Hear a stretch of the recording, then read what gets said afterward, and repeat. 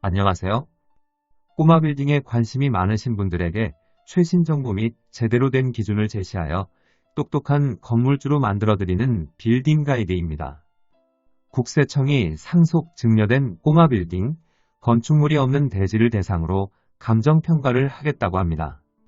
비주거용 부동산을 증여할 계획이 있다면 뜻하지 않은 세금 추징을 막기 위해서라도 예상감정가, 즉 탁상감정을 미리 받아보는 것도 방법입니다.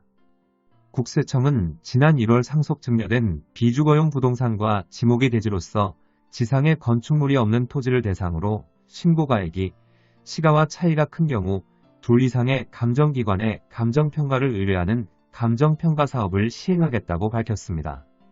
상속증여세는 과세관청에 의하여 세액이 결정되는 세목입니다. 납세자의 상속증여세 신고는 과세행정에 대한 협력인 셈입니다.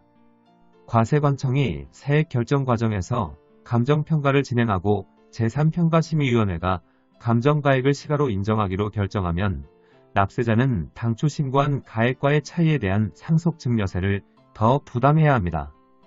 그나마 다행인 것은 당초 적게 신고한 것에 대한 가산세는 물리지 않고 감정수수료도 국세청이 부담합니다.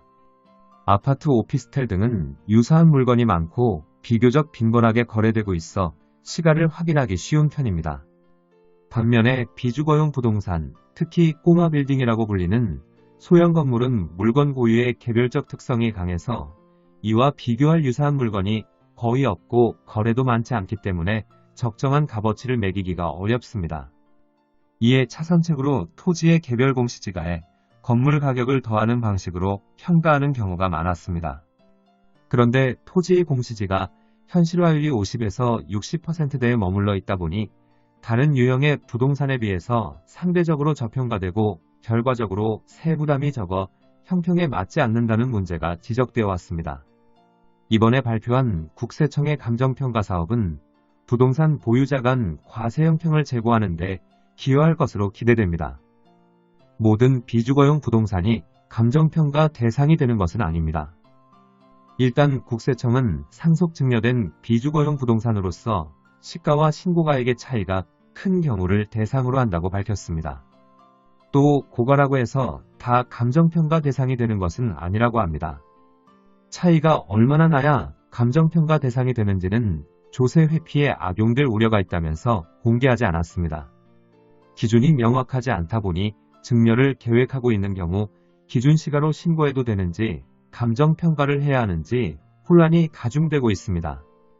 기준 시가로 신고하자니 나중에 감정평가액으로 추징되는 것은 아닌지 염려되고 그렇다고 감정평가를 하자니 당장 증여세 부담이 커질 뿐만 아니라 감정비용도 만만치 않기 때문입니다. 비주거용 부동산을 증여할 계획이라면 예상감정가, 즉 탁상감정을 받아 기준시가와 비교해 볼 수 있습니다. 예상감정가가 항상 정식감정가와 일치하는 것은 아니지만 예상감정가와 기준시가의 차이가 크다면 예상감정가를 기준으로 한 증여세액을 산정해보고 그에 따라 증여의 시기, 규모 등을 적절히 조정할 필요가 있습니다. 감정비용이 들기는 하지만 미리 정식감정을 받아 추후에 세금 추징 위험을 방지하는 방안도 고려할 수 있습니다. 빌딩에 관한 더 많은 정보는 네이버 빌딩 가이드 카페로 오시면 확인하실 수 있습니다. 내용이 마음에 드셨다면 구독과 좋아요 부탁드립니다.